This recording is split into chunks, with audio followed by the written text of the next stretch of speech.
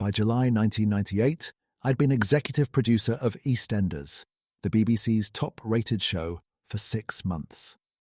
I remember, on one hot morning in the middle of the month, reviewing the first cut of an episode in which the show's best-loved, or perhaps most hated character, Grant Mitchell, tossed his cherished soldier's uniform into a waste bin, later, off-screen, slicing it into shreds. He threw away his hard-earned medals too. Then he sank onto his marital bed, sobbing. Such was his state of mind.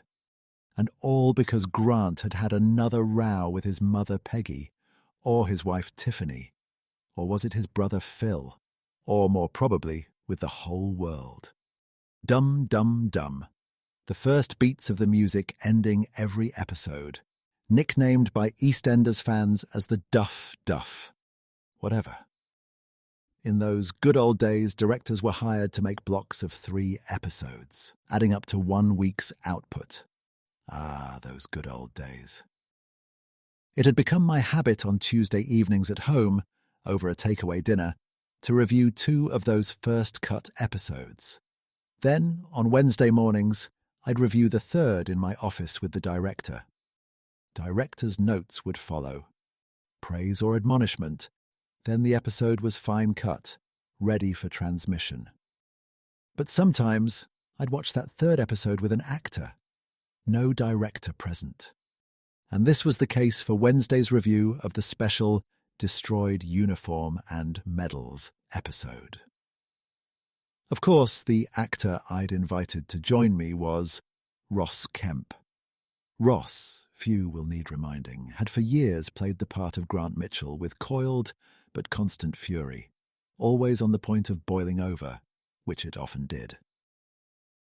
I gave him over-sugared coffee and offered him my most comfortable chair. Once he'd settled in, I closed the blinds, then turned the TV towards him so the screen wouldn't flare with any sunlight that happened to find its way through the slats. I pressed the remote button and, prearranged, the episode started instantly. We watched in silence as a row broke out about Grant's birthday. A row between him, his brother, and his wife. This silence was broken only by Ross's laboured breathing as the denouement in the final scene began, when Grant destroyed his most cherished possessions, tears flowing down his cheeks. Oops, what was that I heard? For just a few moments I thought our sound guys had gone overboard with their stereo effects. But no. In one ear I had Grant Mitchell sobbing on his marital bed, and in the other ear Ross Kemp sobbing on my comfortable chair. The actor had been overwhelmed by his own performance. "Am I really as good as I think I am?" he asked, shaking tears from his big round eyes, while not quite looking at me directly. "Yes, Ross," I said, comforting him while opening the blinds. "On this occasion, you were." And I didn't lie.